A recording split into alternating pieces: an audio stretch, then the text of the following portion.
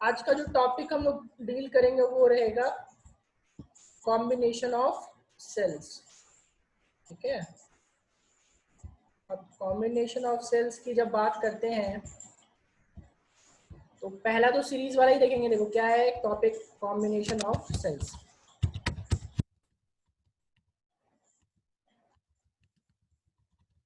ठीक है, जो टॉपिक उसमें जैसे आपने सबसे पहले शुरू में देखा था, तो सबसे पहले यहाँ पे भी देखिए शुरू में वहाँ क्या देखा था, सेल्स इन सीरीज या सेल्स इन पैरेलल। तो यहाँ सेल्स इन सीरीज से स्टार्ट करेंगे, sales in series.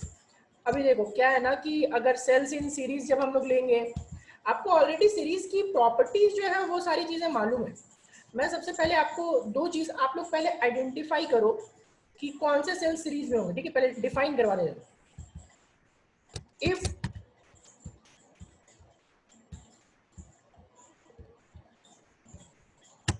positive terminal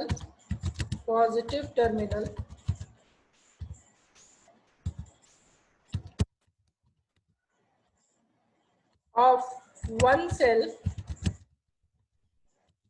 is connected to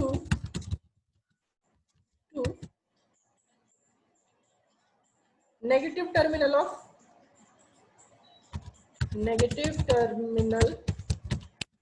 of another cell, then the cells are in series. पहले भी इसका एग्जाम्पल दे चुका हूं, जिस तरह कैपेसिटर का समझाया था और समझाया था किसका, कैपेसिटर रेसिस्टर दोनों का समझाया था, राइट। तो आपको उसी चीज से कंटिन्यू करना है। जैसे देखो अभी मान लो हम लोग का यहाँ पे 3 सेल्स में लेके चल रहा हूँ सपोज। अभी देखो ये पहला है, ऐसा कुछ चल रहा है और इसका इंटरनल रेसिस्टेंस है, सेल नंबर ये 1 है, और यहाँ पे आपका ये सेल नंबर 2 है, और this one is cell number 3 है। तो इसमें पूछ रहा है कि which cells are in series. ठीक है, ये मान लो सेल ए है, याद करो ऐसा ही कुछ बताया था उस टाइम भी। ये सेल बी है और ये सेल सी है। तो आप बता सकते हो कौन सा सेल सीरीज में है?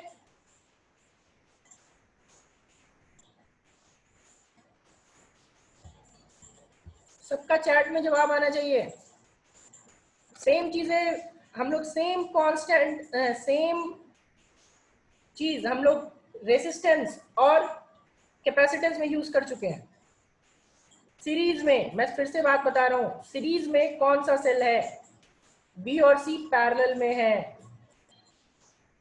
हाँ, एक दो लोगों का जवाब सही आया, और बाकी लोग, श्रेया ने सही जवाब दिया, शिवनंदन ने भी सही बोला है। ठीक है, दिव्या का भी सही है। बाकी लोग, बार बार बता चुका हूं कि बी और सी पैरेलल है और बी और सी का कॉम्बिनेशन ए के साथ सीरीज में, राइट। हाँ ठीक है मौसमी, कॉम सेल ये पहले भी रेसिस्टेंस में भी डील किया, कैपेसिटेंस में भी डील किया। अब इन चीजों में आपको दिक्कत नहीं होनी चाहिए, 2 बार ऑलरेडी डील कर चुका हूं, ये तीसरा बार डील कर रहा हूं सेम चीज। ठीक है, सेल ए क्या लिखेंगे, cell A is in series with combination of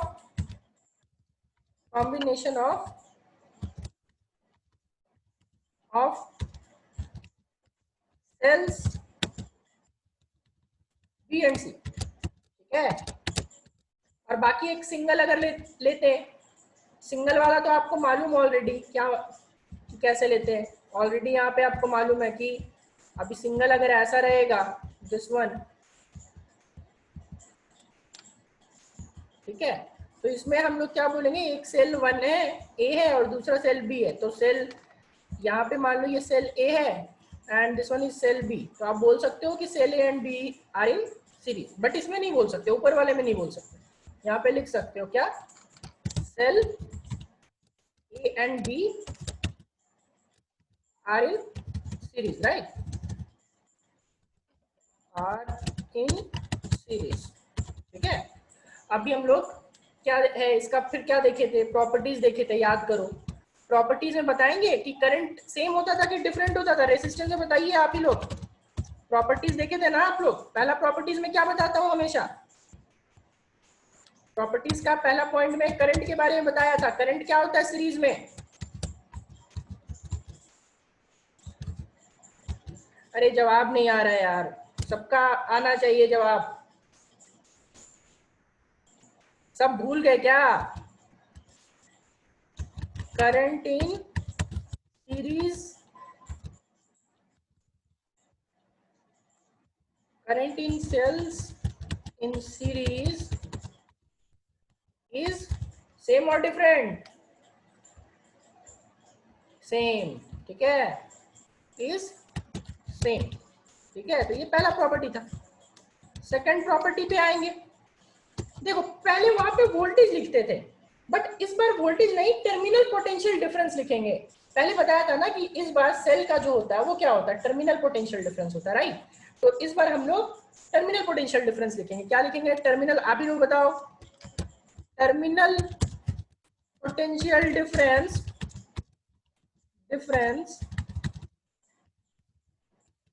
और different cells in series is क्या, सेम या डिफरेंट? Different, right. तो यहाँ पे क्या हो जाएगा, डिफरेंट हो जाएगा, ठीक है।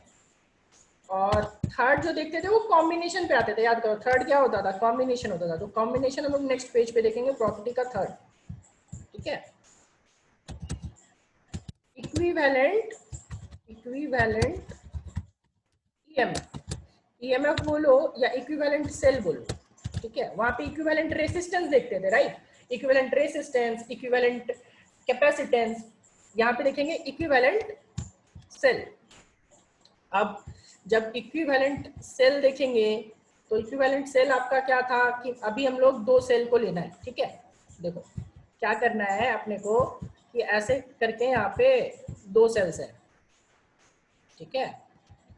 और दो सेल्स ये मान लो, cell this one is cell A, this one is cell ए।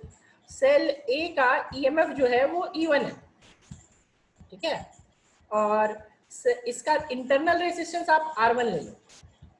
और यहाँ पे क्या है कि इसके साथ हमने सीरीज में एक और सेल ज्वाइन कर दिया जिसको हम लोग बोलेंगे सेल बी।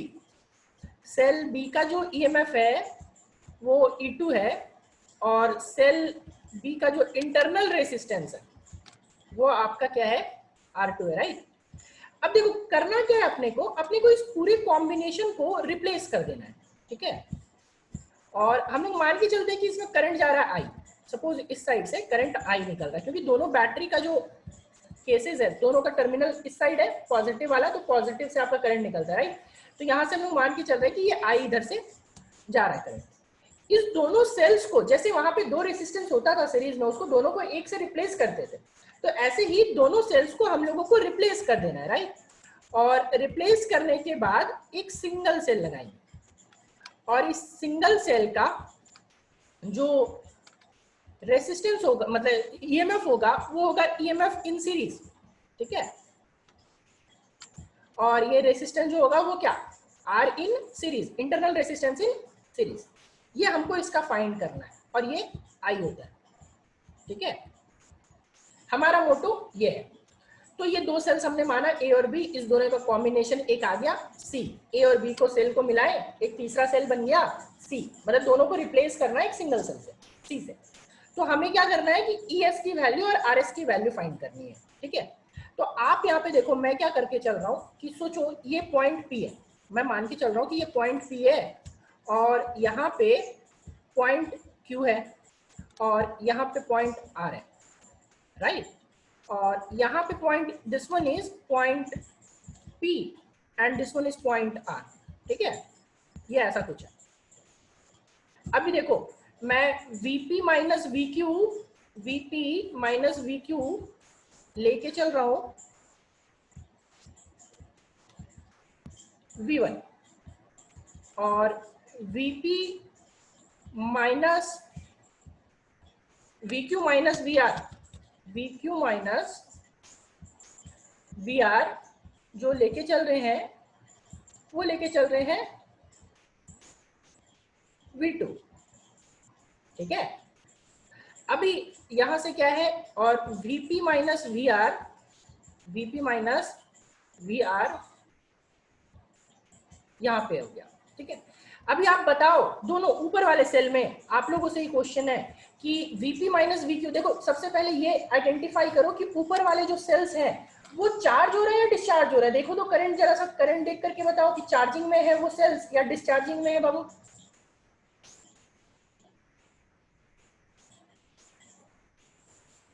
बताओ, ऊपर वाला जो सेल E1 और E2 है वो चार्ज हो रहा है या डिस्चार्ज हो रहा है। क्वेश्चन इज, ऊपर वाले जो सेल्स दिख रहे हैं आपको वो चार्जिंग में है या डिस्चार्जिंग में। फिर से सोचो, करंट निकलना मतलब डिस्चार्ज, करंट निकल रहा है या एंटर हो रहा है, ध्यान से देखो।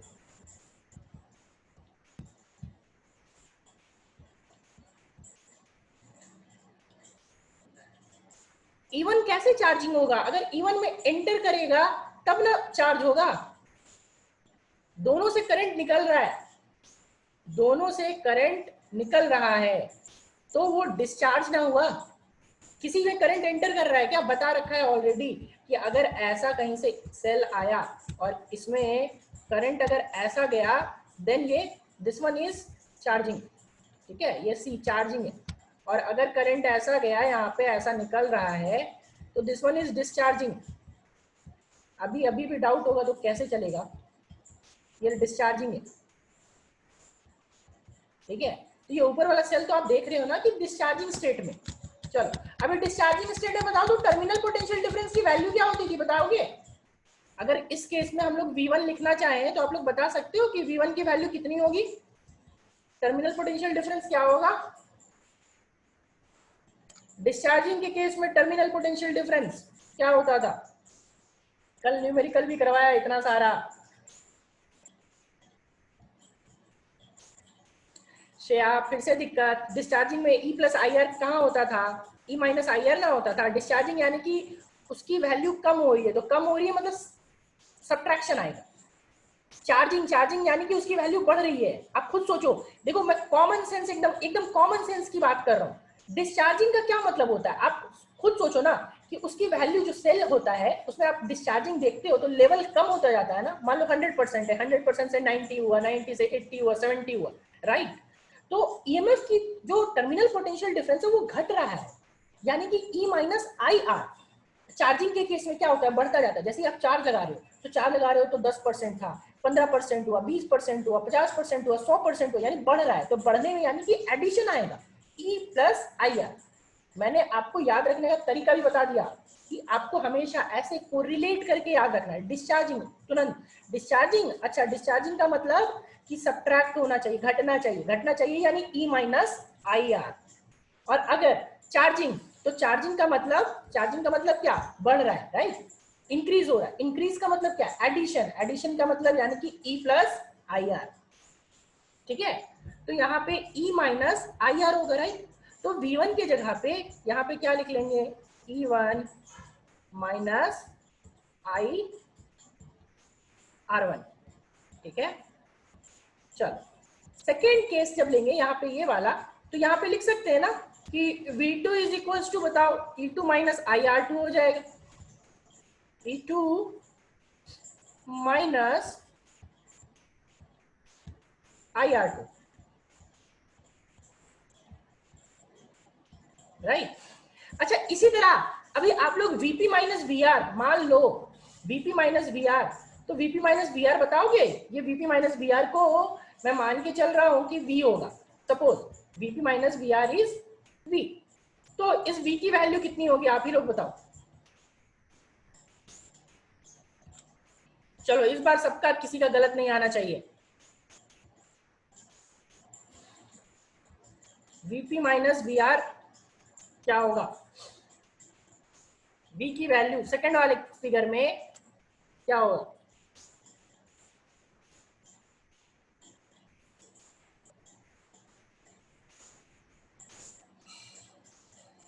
ठीक है, बाकी लोग एक का जवाब आया।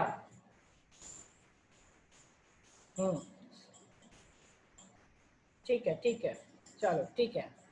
बस वहां पे ई की जगह इस बार एस लगेगा, E S minus I R S. ठीक है, this one will be E S minus I into R S. ठीक है, अभी चलो, अभी थोड़ा सा हम लोग अरेंज करते हैं। यहां से देखो तो वीपी माइनस वी आर है, तो वीपी माइनस वी आर में मैं क्या कर रहा हूं कि मैं खुद से वी क्यू घटा दे रहा हूं, वीपी माइनस वी आर। ठीक है, मैं खुद से क्या कर रहा हूं, वी क्यू घटा दे रहा हूं और वी क्यू बढ़ा दे रहा हूं, ऐड कर दे रहा हूं। क्या कोई फर्क पड़ेगा बताओ? अगर वीपी माइनस वी आर में हम लोग वी क्यू ऐड कर दिए और इसको सब्ट्रैक्ट कर दिए तो क्या कोई फर्क पड़ेगा क्या?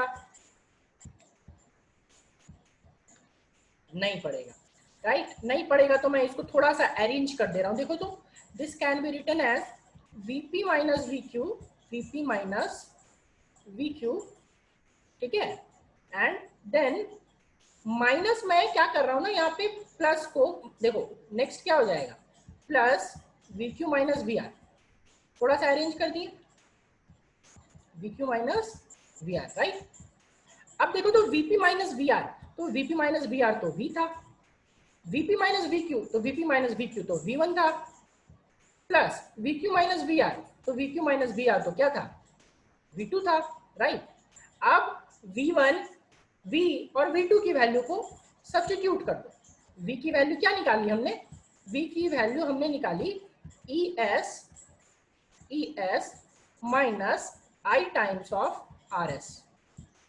ठीक है, next VP minus V Q, V one की वैल्यू क्या निकाली, E one minus I R one.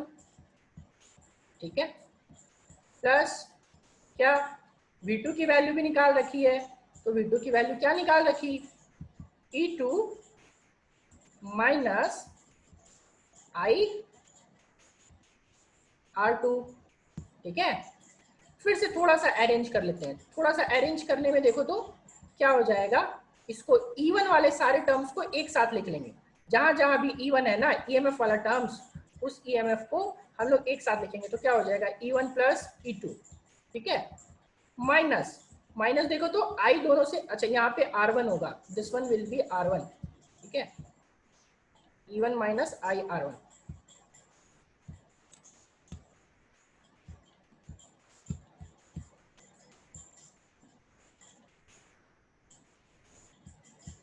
देखो अभी क्या हो जाएगा कि यहाँ पे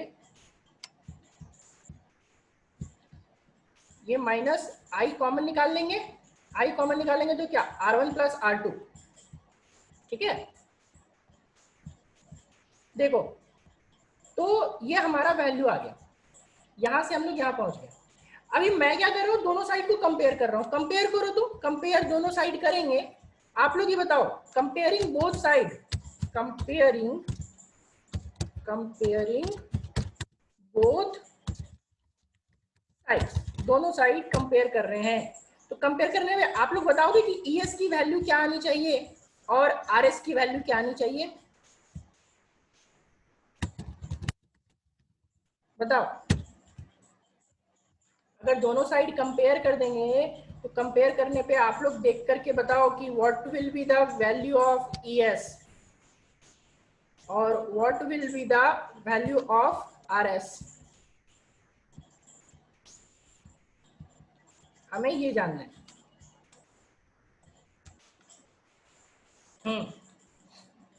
ठीक है, ईएस का वैल्यू सबको दिख रहा होगा कि ईएस का वैल्यू E1 प्लस E2 होगा और आरएस का वैल्यू, चलो सब स्टूडेंट्स तो तेज हो गए।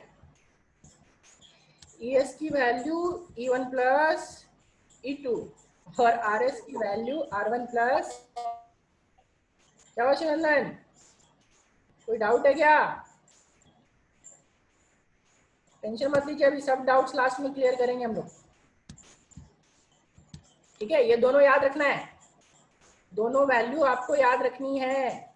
कि अगर दो सेल्स को सीरीज में कनेक्ट करते हैं E1 और E2 का, तो फाइनल एक जो सेल आएगा उसका EMF आएगा E1 प्लस E2, और दूसरा जो सेल आएगा उसका क्या आएगा R1 प्लस, जो सेल नहीं मतलब रेसिस्टेंस जो होगा इंटरनल रेसिस्टेंस, तो internal resistance will be R1 plus R2। क्या यहां तक सबको क्लियर है?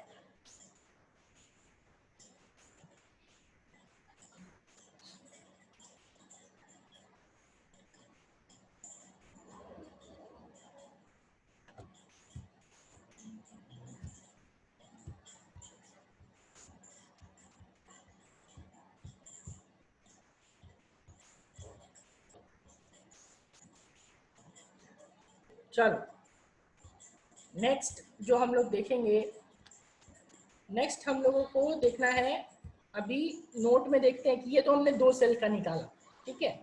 अब n सेल्स होंगे तो क्या होगा, फिर n आइडेंटिकल सेल्स होंगे तो क्या होगा, सारी चीजें बहुत, एक्चुअली ये बहुत बड़ा टॉपिक है, आज हम लोग सिर्फ इसी का कर पाएंगे, बाकी तब हम लोग फिर न्यूमेरिकल पे जाएंगे, ठीक है। अभी नोट है, नोट में हम लोग सबसे पहला जो देखना है, क्या देखना है कि देखो एनसीईआरटी सिलेबस में जो अभी तक बताया यहाँ तक, वो सिर्फ इतना ही है, 2 सेल का ही दिया हुआ है, n सेल्स का नहीं दिया हुआ है, राइट। ध्यान रखना इस बात को। अभी नेक्स्ट जो बताऊंगा ये आपका कंपटीशन का, नोट का जो चीज रहेगा वो कंपटीशन का टॉपिक रहेगा, ठीक है, क्योंकि इसमें क्वेश्चन भी आता है, नोट का जो बताऊंगा ना अभी, इससे कंपटीशन में क्वेश्चन भी आता है। यहाँ तक तो जो बताया ओनली एनसीईआरटी बोर्ड, ठीक है। नोट में देखो पहला चीज जो देखेंगे उसमें सबसे पहले फॉर n सेल्स, आप लोग खुद बताओ कि फॉर n सेल्स, मैं सीधा लिख देता हूँ ना, वहां पे n सेल्स था, जैसे यहाँ पे क्या था 2 सेल था तो E1 प्लस E2 आया, तो आप लोग खुद सोच सकते हो कि अगर n सेल्स होगा तो जो ES की वैल्यू होगी वो कहां तक जाएगी, बता सकते हैं?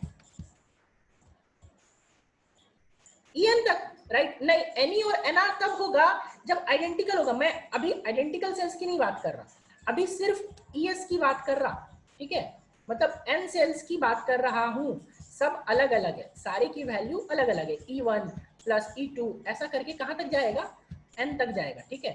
अगर E3 रहेगा तो सिर्फ E3 तक जाएगा, E4 रहेगा तो सिर्फ E4 तक जाएगा, लेकिन आपका अगर n सेल्स है तो n तक जाएगा, राइट। इसी तरह RS होगा तो RS कहां तक जाएगा, n तक जाएगा, सिंपल सा लॉजिक है, ठीक है। सिंपल सा लॉजिक क्या, R1 plus R2 plus dot dot dot Rn तक, राइट। नेक्स्ट, अब जो सेकंड आ गया, अब यहां पे लेंगे सेकंड वाला में for n identical sales, for n identical sales, identical sales, ठीक है। अभी देखो इस 4n आइडेंटिकल सेल्स में बहुत आसान है, आपको खुद से ही समझ आ रहा होगा। अभी बताओगे n आइडेंटिकल सेल्स के लिए क्या होना चाहिए, En की Es की वैल्यू, अभी जो श्रेया ने बोला था आपने वो अब होगा, ठीक है, और n आइडेंटिकल सेल्स और सबकी वैल्यू E है, याद करो n आइडेंटिकल रेसिस्टेंसेस के लिए R लेते थे, NR लेते थे, ठीक है, तो यहाँ पे क्या हो जाएगा, सबका मान लो E है तो Ne हो जाएगा, ठीक है। और अगर RS लेंगे तो RS लेंगे तो क्या हो जाएगा, NR हो जाएगा, ठीक है।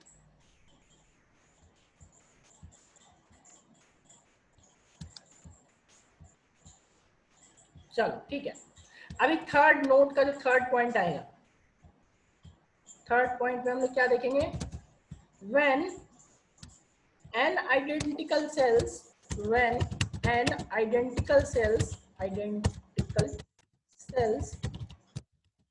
are connected to external circuit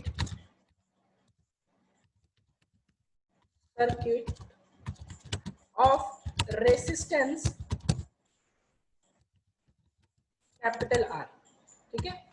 मतलब क्या कि अगर हम लोग n आइडेंटिकल सेल्स है और n आइडेंटिकल सेल्स को क्या कर रहे हैं ना कि कनेक्ट कर रहे हैं आपका एक्सटर्नल सर्किट से, तो मान लो ये हमारा एक सेल है, ठीक है, फिर यहाँ पे हमने दूसरा सेल लगा दिया, और ऐसा करके टोटल कितने सेल्स, n सेल्स। तो अगर n सेल्स हो जाएगा तो n सेल्स में आपका क्या हो जाएगा, देखो ये n जा रहा है, इसका क्या हो जाएगा, ईएमएफ ले रहे हैं E1, E ले रहे, आइडेंटिकल सेल्स है ना, तो E हो जाएगा, इसका भी R और इसका E, इसका R, सिमिलरली इसका E और इसका R। ठीक है, अभी क्या कर रहे हैं कि यहां से हम लोग इसको कनेक्ट कर दे रहे हैं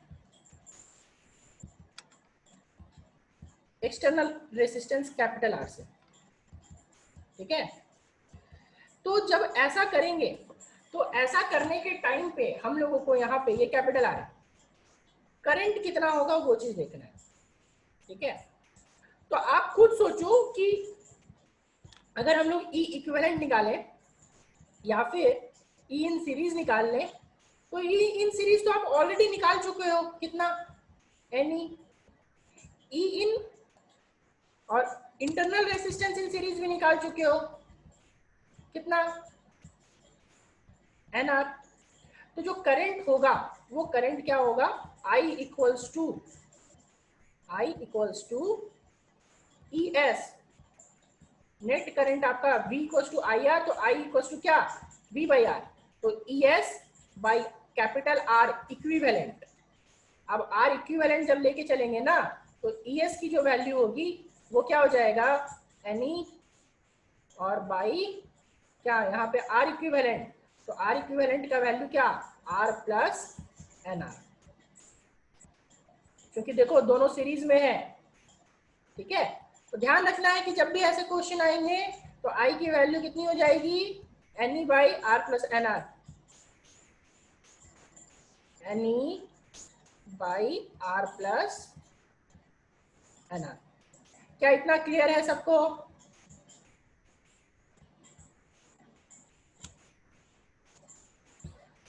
is it clear to everyone? बताओ जल्दी।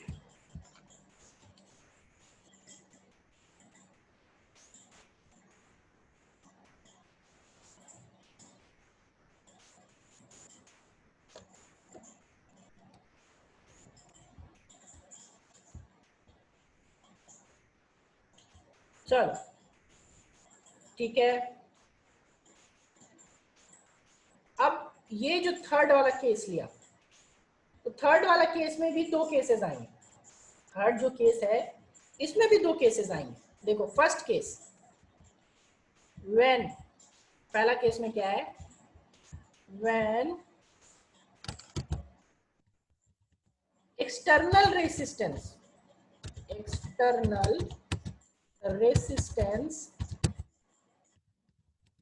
is greater than, is much greater than बोलो या is much larger than, is much larger than internal resistance. ये सब कंडीशन आपका कंपटीशन में दिया हुआ रहेगा कि ऐसा होता तो क्या होता और वैसा होता तो क्या होता। ठीक है, when external resistance is much larger than internal resistance. क्या मतलब हुआ भाई इसका? तो इसका मतलब यहाँ पे हम लोग देखते हैं कि आपका क्या है, कैपिटल R जो है, देखो capital R will be much much greater than NR, जो इंटरनल रेसिस्टेंस है ना, नेट इंटरनल रेसिस्टेंस, यानी कि NR जो है ये इससे आपका NR से बहुत बड़ा है। तो आप सोचो कि अगर आप खुद बताओ ना कि अगर मैं 10,000 में एक जोड़ दूं या 0.01 जोड़ दूं तो क्या कोई फर्क पड़ेगा क्या?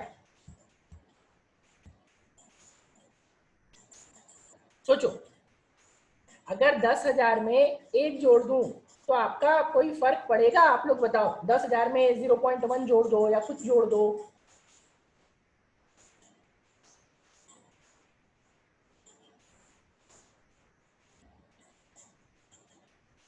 नहीं, राइट? तो नहीं पड़ेगा, तो आप यहाँ पे देखो आप क्या लिख सकते हो, you can write it as R plus NR। ठीक है, R plus NR can be approximately equal to R. This is approximately equal to what? Approximately equal to R. ठीक है, तो हम लोग का जो करंट होगा, देखो करंट क्या हो जाएगा, current will be how much, in this case current will be how much, I equals to NE by capital R, right. और इसी को बोलते हैं हम लोग maximum current. So maximum current is drawn from the circuit, यहाँ पे क्या लिखेंगे, so maximum current is drawn from the circuit when, so max current is drawn from cells in series when external resistance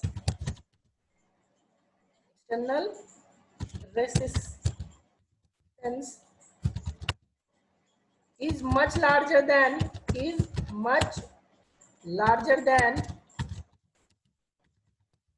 internal resistance. ठीक है,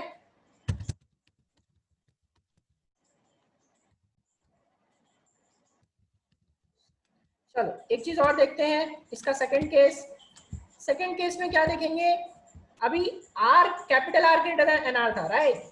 next जो हम लोग देखेंगे सेकंड वाला केस, यानी कि बी नंबर का, वो बी नंबर में हम लोग देखेंगे व्हेन, आप ही लोग बताओ, अब व्हेन स्मॉल क्या हो जाएगा कि जो आपका इंटरनल रेसिस्टेंस है, राइट, इंटरनल रेसिस्टेंस आपका ज्यादा हो जाएगा। तो इंटरनल रेसिस्टेंस यानी कि small R, this time small R will be greater than capital R. तो अगर small R greater than capital R है, देन जो एन आर होगा वो भी ग्रेटर देन कैपिटल आर होगा। अगर 3 ही बड़ा है 0.001 से, तो 30 तो और भी बड़ा होगा, ठीक है, 0.001 से, तो N R is greater than R. अभी आप लोग बताओ कि यहाँ पे देखो तो जरा सा, R plus N R, capital R plus N R will be approximately equal to क्या, approximately equal to N R, right, small are.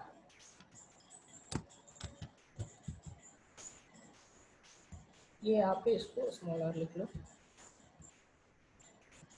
ठीक है, स्मॉल आर आ गया। तो करंट क्या हो जाएगा, देखो तो I की वैल्यू, तो जो I की वैल्यू आ जाएगी, करंट I, वो क्या हो जाएगा हमारा NE, ऊपर होगा तो NE ही रहेगा, और नीचे वाला क्या हो जाएगा NR, ठीक है, N और N कट जाएगा, I की वैल्यू हट जाएगी, I की वैल्यू सिंपल आएगा क्या, E बाई R। तो लास्ट में हम लोग क्या लिखेंगे, देखो कि अगर सिंगल सेल भी रहता, यहाँ पे सिंगल सेल भी रहता तब भी वही काम करता, इतना सारा सेल का कोई मतलब नहीं रह गया, एक सेल होता तब भी उतना ही करंट होता, राइट। तो हम लोग यहाँ पे लिख सकते हैं, so the whole combination acts as single cell, मतलब कि पूरा कॉम्बिनेशन कैसा, एक सेल की तरह करेगा, काम करेगा, सारा का कोई मतलब नहीं रह गया, ठीक है। और नोट का कितना पॉइंट हुआ, 3 पॉइंट। चौथा पॉइंट मैं लिखवा रहा हूं नोट का, ठीक है। चौथा पॉइंट ये है कि cells are connected in series, cells are connected in series to get maximum voltage for external circuit, current maximum अगर हो जाएगा तो आपका